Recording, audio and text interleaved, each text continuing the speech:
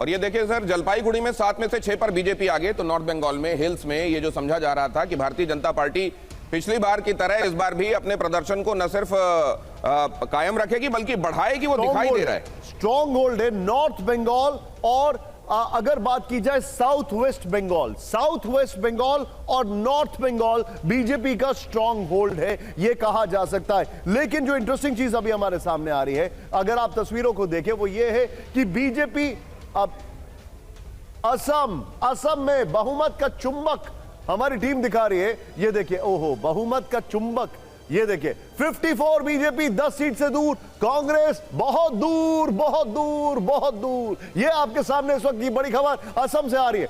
Dinesh, go ahead. लेकिन ये वाकई बड़ा इंटरेस्टिंग है। सत्ता पाने के लिए जो चुंबक है, बहुमत 64 पर है, आप जानते हैं 126 सीटों में, और फिर 63 हाफवे मार्क, एक ज्यादा चाहिए आपको उसमें। और ये देखिए, ये अब केरलम का बहुमत का चुंबक आप देख रहे हैं, और ये इस हिसाब से देखिए यूडीएफ बहुमत के चुंबक के करीब जाता हुआ दिखाई दे रहा है। 71 अगर ये चले जाते हैं, मतलब एक सीट और चाहिए, 70 पर पहुंच गए। और लेकिन ये पोस्टल बैलेट है, ये रुझान है। मैं आपको ये केवियट दे रहा हूं, नीचे जो छोटा सा स्टार लगा के हम जानकारी देते हैं उसको मिस मत करिए। तमिलनाडु, क्या होगा विजय का? विजय की विजय तो बहुत दूर दिखाई दे रही है, जब बहुमत के चुंबक में भी नहीं दिखाई दे रहे। लेकिन अगर ऐसा है तो ये डीएमके तो फिर से मतलब कमाल, ये तो प्रो इनकम्बेंसी हो गई वहां। जयललिता का जाना, I think that's the writing on the wall. अगर तमिलनाडु की बात की जाए, ये देखिए, क्योंकि वो इलेक्शन मैंने कवर किया है जब अम्मा ने रिपीट किया था। हालांकि 48 सीटें और चाहिए डीएमके को रुझानों के हिसाब से भी। बंगाल में पोस्टल बैलेट का जीत का चुंबक, बहुमत का चुंबक जरा दिखाइए। Bengal, Dinesh, go ahead. बंगाल, पश्चिम बंगाल, हर किसी की निगाहें, असल में चुनाव तो 5 जगहों पर हो रहे हैं, लेकिन सबसे ज्यादातर निगाहें इधर बार बार जा रही हैं। पश्चिम बंगाल 293, 149 चाहिए, और यहां देखिए सत्ता के चुंबक के हिसाब से 73 पर है टीएमसी, 75 सीटें दूर है, और भारतीय जनता पार्टी 73। ये कांटे की टक्कर है। और इस बीच एक खबर, बीजेपी 82, टीएमसी 78। बंगाल में, पश्चिम बंगाल की पोस्टल बैलेट्स, अगर बात की जाए रुझान है 82, 78। क्या मुकाबला है दिनेश, क्या मुकाबला है। और जब तक हम आपको बता रहे थे सत्ता के चुंबक में कौन कहां खड़ा हुआ है, तब तक आप देखिए ये बदल गया। जब तक आप समझ पाते हैं यहां क्या चल रहा है, तब तक सामने फिगर्स बदल जाते हैं। हालांकि कहानी अभी भी वही है, नेक टू नेक चल रहा है बंगाल में मामला, आगे पीछे आगे पीछे आगे पीछे। और अब 78-82 ये दिखाई दे रहा है, 78 टीएमसी, 82 भारतीय जनता पार्टी। लेकिन लीड के हिसाब से भारतीय जनता पार्टी बैलेट वाले रुझानों में ही अपनी बढ़त लगातार बनाए हुए है। हालांकि टीएमसी बहुत करीब, और एक बार तो हमने ये भी देखा था टीएमसी आगे भी निकली, लेकिन फिर से 82 और 78 ये बता रहा है कि भारतीय जनता पार्टी फिर से आगे। और असम में एक बार फिर से लिए चलता हूं आपको, असम में मामला एकदम क्लियर दिखाई दे रहा है। अभी तक एक्सपेक्टेड लाइंस पर, जैसा एग्जिट पोल्स भी बता रहे थे कि वहां फिर से हेमंता बिस्वा शर्मा, और ये वहां आपको दिखाई दे रहा है। और इधर देख लीजिए तमिलनाडु में ईवी के बहुत कुछ कमाल नहीं कर पाई, इसके बावजूद कि उनको समझा गया था कि वो नोवेल्टी फैक्टर है। यहां एक बार फिर से परंपरागत द्रविड़ राजनीति पर भरोसा जताती हुई वहां की जनता, और डीएमके को वापसी पर, डीएम की वापसी की राह पर बैलेट के रुझानों के हिसाब से। अभी कोई नतीजा मत निकालिएगा, एक बार फिर से हम आपसे ये कह दें, ये बैलेट के रुझान हैं, ये वो मतपत्र हैं जिनकी शुरुआती गिनती होती है और उसके बाद ईवीएम की तरफ जाया जाता है। और उस हिसाब से देखिए, यहां ये भी देख लीजिए ब्रेकिंग में, भवानीपुर नंदीग्राम, 2 स्टॉलवर्ड्स एक दूसरे को टक्कर देते हुए। भवानीपुर में ममता ने अपना गढ़ मना कर दिया है किसी को देने से शुरुआती रुझानों में। नंदीग्राम में दादा आगे चल रहे हैं, शुभेंदु अधिकारी। और यहां देखिए क्या हाल है उनका, जो कैबिनेट में थे ममता बनर्जी के साथ, क्या एंटी इनकम्बेंसी दिखाई दे रही है नहीं, वो भी ब्रेकिंग पर निगाह रखते रहिएगा। दिनेश, ये जो हमारे साथ जानकारी आपके सामने आ रही है, आप 82 यहां पर 78। मुझे पहली जीत अब ममता की याद आ रही है, जब 34 साल का रेन लेफ्ट का उन्होंने हिलाया था, और तब अगर मैं गलत नहीं हूं तो उनको 84 सीट्स मिली थी। कांग्रेस की 42 मिला के ये नंबर्स जो चले गए थे 227 पर थे, लेकिन अदर्स को ऑल्सो मिला के। रामकृपाल जी, बड़ा इंटरेस्टिंग इलेक्शन है। आप यहां पर सरप्राइजिंग फैक्टर क्या आपको तमिलनाडु में लग रहा है, विजय का अंडर परफॉर्मेंस? जैसा मैंने शुरू में ही कहा था, मुझे पूरा यकीन था कि डीएमके आ रही है जी, और कोई उसके लिए चैलेंज नहीं। जयललिता माइनस करके एआईडीएमके में इतने डिवीजन है कि कुछ भी नहीं रहा। तो ये जो था, ये कोई मेरे लिए एक्सपेक्टेड लाइन पर है। केवल एक चीज, बंगाल भी एक्सपेक्टेड, मतलब कांटे की टक्कर भी दिख रही है। केरलम, आप ये देखिए जितने कम्युनिस्ट बेस्टियन कभी रहे हैं वहाँ पे एलडीएफ दो टर्म रह चुकी है, फिर भी वो नेक टू नेक फाइट कर रही है यूडीएफ से। तो ये बड़ी चीज़ है। जी, आप जो बता रहे हैं यहां पर आपने बिल्कुल ठीक कहा, एलडीएफ और यूडीएफ बहुत का मार्जिन है। लेकिन ये देखिए 1991, ये 1991, ये आपके सामने आंकड़ा है बंगाल का। ये इस वक्त की बड़ी खबर बंगाल का। और इस बीच असम में 62 बीजेपी, कांग्रेस 9।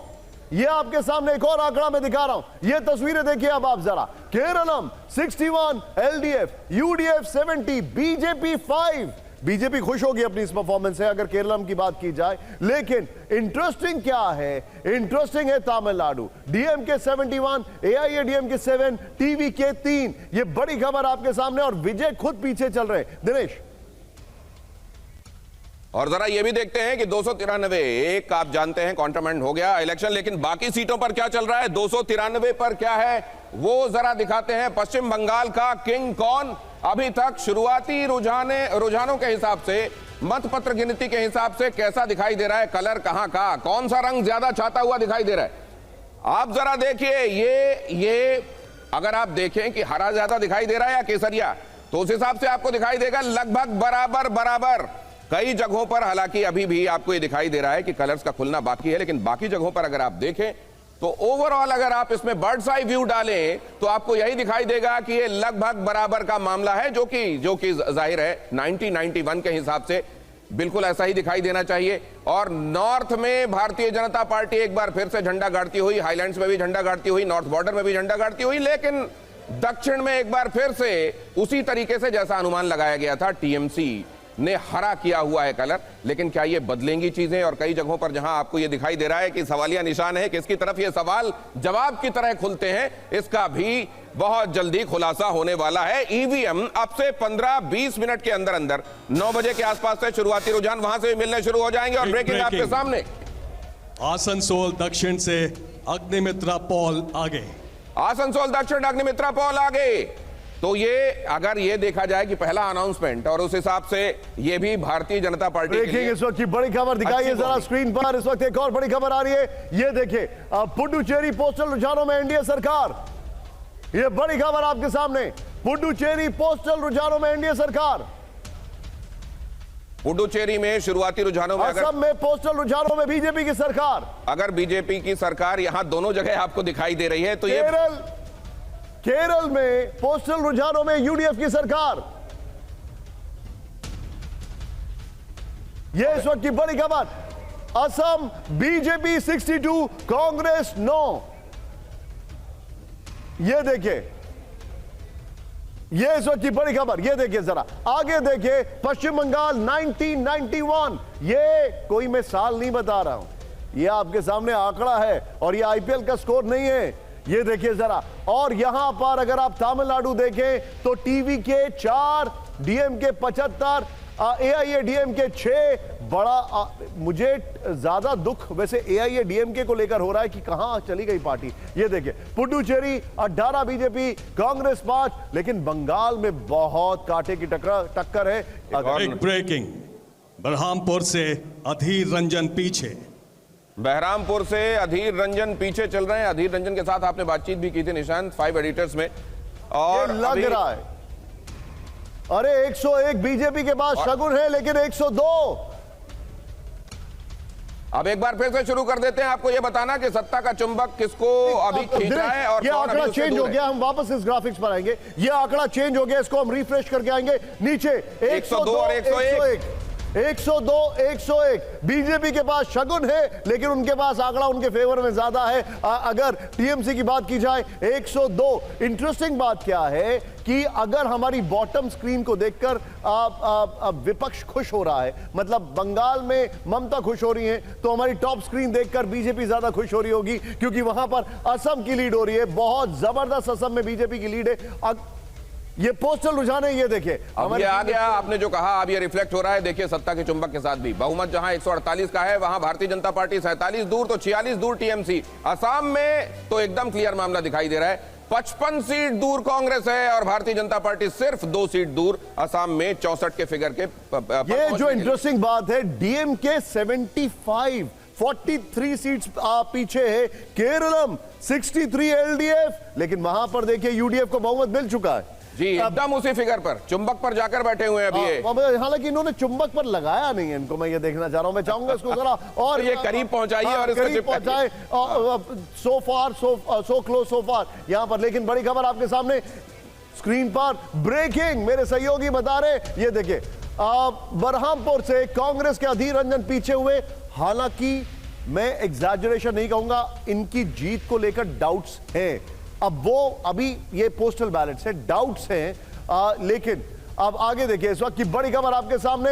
अधीर रंजन हमारे साथ इसी स्टूडियो में मौजूद थे, बड़े शानदार इंसान हैं, बहुत हम्बल आदमी भी है, लेकिन ये देखिए, और बहुत चिल्लाते भी हैं। लेकिन ये देखिए, असम में 62 बीजेपी, 9 पर कांग्रेस, लेकिन तमिलनाडु 6 एआईएडीएमके और टीवीके इस बात से खुश होगी कि शम देखो इतनी जल्दी एआईएडीएमके के नजदीक आ गए। लेकिन उधर असम में एयूडीएफ का 0 लगातार कायम है, यह भी बड़ा हैरानी का सबब है। बदरुद्दीन अजमल अभी तक 0 पर दिखाई दे रहे हैं। 62 पर भारतीय जनता पार्टी, कांग्रेस भी बहुत पीछे दिखाई दे रही है। मतलब क्या ये बहुत ज्यादा डिसाइसिव तरीके से भारतीय जनता पार्टी आगे निकलने वाली है? क्या ये इशारा मिल रहा है बैलेट पेपर्स के हिसाब से? एक बार फिर से देखिए, जैसा अभी निशान बता रहे थे 101, ये शगुन का लिफाफा याद आता है। लेकिन उधर टीएमसी इस बात पर खुश होगी कि हम एक आगे हैं। ये टीवी ये पिन्नरई विजयन तिरुचिरापल्ली से विजय पीछे चल रहे।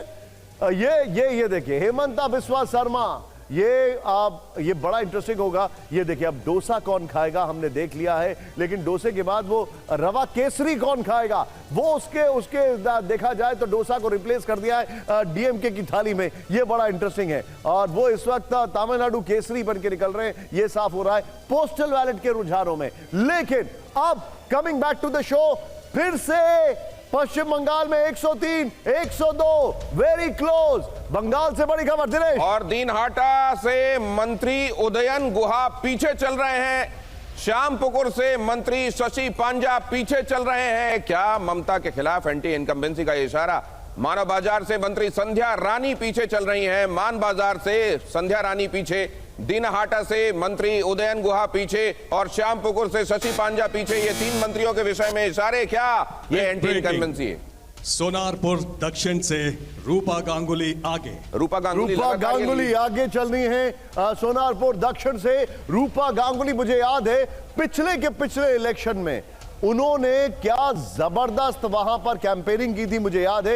एक खासकर एक जगह मैं उनके साथ खुद गया, जब वो उनका रोड शो कवर करने में मैंने देखा था। अब काफी ज्यादा पॉपुलर है वो वहां पर। लेकिन बंगाल की सिचुएशन बड़ी अलग होती है, पर्सनल पॉपुलैरिटी अलग चीज होती है, और ये इसका सबसे अच्छा अनुभव बाबुल सुप्रियो को हो चुका है। एक और ब्रेकिंग, नवादा में हुमायूं कबीर आगे। नवादा से हुमायूं कबीर आगे, और पीछे खबर ये भी आई थी रेजीनगर से भी आगे, तो दोनों सीटों से वो आगे, दोनों तरफ से वो आगे चल रहे हैं। मतलब उनकी एक अपनी फैन फॉलोइंग है, स्टिंग नो स्टिंग, लेकिन उनके काम करने के अंदाज में बड़ा स्टिंग है। लेकिन यहाँ पर कैशियस के swift like a butterfly, stings like a bee. यहाँ पर एक और बड़ी खबर, असम में बीजेपी 62, कांग्रेस 9। बड़ी खबर तमिलनाडु में आपके सामने डीएमके क्लीनली आगे बढ़ रही है, पोस्टल बैलेट है। लेकिन अब मुझे लग रहा है कि ईवीएम जो है, मैं अपनी टीम से बोलूंगा जरा पता करके बताएं, ईवीएम जो है वो अब ओपन होना शुरू हो गई होगी। और एक बार फिर से बता दें आपको कि एंटी इनकम्बेंसी से निपटने के लिए ममता की सारी तैयारियों के बीच आप देख रहे हैं उनके मंत्री पीछे चल रहे हैं, और इधर भारतीय जनता पार्टी की तरफ से अभी हमने आपको बताया रूपा गांगुली सोनारपुर दक्षिण से आगे चल रही हैं। ममता बनर्जी भवानीपुर में लगातार लीड बनाए हुए हैं, बैलेट की गिनती हम आपको बता रहे हैं। और उधर 3 मंत्रियों के संदर्भ में अभी सूचना आई कि वो अपनी अपनी सीटों से पीछे चल रहे हैं। नंदीग्राम से शुभेंदु अधिकारी आगे चल रहे हैं, लेकिन यहां भवानीपुर में उनके लिए खबर ठीक नहीं है। भारतीय जनता पार्टी की रूपा गांगुली और अग्निमित्रा दोनों ही आगे चल रही हैं। लेकिन दिनेश, एक बात है, बंगाल के इलेक्शन आप देखिए, असम के देखिए, और फिर मुझे याद आता है दिल्ली में बीजेपी हेडक्वार्टर पे जलेबियां बनने की खबर जो थोड़ी देर पहले आ रही थी। तो यहां पर अब देखना यह है कि जलेबी जो है वो सिर्फ असम में बटेगी या बंगाल में भी। पुडुचेरी में तो बट्टी दिखाई दे रही है पोस्टल बैलेट के रुझानों में। लेकिन दिनेश, गो अहेड, ये इस वक्त की बड़ी खबर। और इधर देखिए आप, निशित प्रामाणिक पर भी निगाहें हैं लोगों की, उनका क्या होता है, मिनिस्टर ऑफ स्टेट रह चुके हैं केंद्र में, और इधर क्या हो रहा है टीएमसी के मंत्रियों का, उस पर भी निगाहें हैं। टीएमसी के मंत्रियों के साथ एंटी इनकम्बेंसी दिखाई दे रही है। आगे बढ़ने से पहले क्विक टेक पुष्पेश सर से मैं लेना चाहूंगा। सर, कुछ भी हो, रिजल्ट किसी के भी फेवर में हो, चाहे वो बीजेपी हो या टीएमसी हो, लेकिन स्टाइल ऑफ फंक्शनिंग, जिस तरीके से फाइट है बंगाल में, सेंस ऑफ इनसिक्योरिटी टीएमसी में जरूर आई है, और ये शायद स्टाइल ऑफ फंक्शनिंग में बहुत बड़ा चेंज लाएंगे। अगर बीजेपी आई तो डेफिनेटली चेंज होगा, लेकिन अगर टीएमसी भी आती है तो भी स्टाइल ऑफ फंक्शनिंग में चेंज होगा। आपको लगता है इस बात? नहीं, मेरे ख्याल में गौतम दा जो कह रहे थे मैं उनसे सहमत हूँ। मुझे लगता है जो पोस्टल बैलेट से इशारे मिल रहे हैं वो ये है कि ममता की पॉपुलैरिटी में कहीं ना कहीं तो थोड़ा गिरावट आई है, मगर ममता ने जितने ऑड्स के अगेंस्ट संघर्ष किया है और जो बदलाव बीजेपी के कलकत्ता में या बंगाल में आने से हो सकता है, उसके प्रति न केवल बंगाल में बल्कि देशव्यापी आशंकाएं हैं, जिनको लेकर भी चिंताएं हैं। और ये विषय भाजपा वर्सेस तृणमूल का नहीं है, वो election commission, central reserve forces और बहुत बड़ी तैनाती के बाद भी हिंसा का है। ठीक है। और यहाँ पर ये भी देखिए, डोसे के साथ जो आप कह रहे थे, चाय का भी इंतजाम है। चाय नहीं, मैं रवा के केसरी बागान की बात कर रहा था। अब ये चाय की भी राजनीति बहुत अहम है, ये सिर्फ असम में नहीं, ये पश्चिम बंगाल में भी बहुत अहम है। इसीलिए प्रधानमंत्री भी वहां पहुंचे। आपको याद होगा 1 अप्रैल को उन्होंने भी चाय की पत्तियां चुनी थी। लेकिन ये एक बार फिर से आपके सामने देखिए, ये कांटा जो दिखाई दे रहा है, ये एकदम आसपास का 102, 105 का फिगर एक बार फिर से ये बता रहा है कि ये बहुत नेक टू नेक है। लेकिन क्या ईवीएम के खुलने के बाद पूरा माजरा बदल जाएगा या ऐसा ही रहने वाला है? नेताजी इंडोर स्टेडियम के बाहर तृणमूल कांग्रेस के जो ट्रेड यूनियन नेता हैं वो वहां पर ऑटो चालक, सड़क पर सामान बेचने वाले, रेडी पटरी वालों के साथ पहुंचे हैं। वहां पर बंगाल का जो इलेक्शन कलर है वो एकदम अलग आपको दिखाई दे रहा है।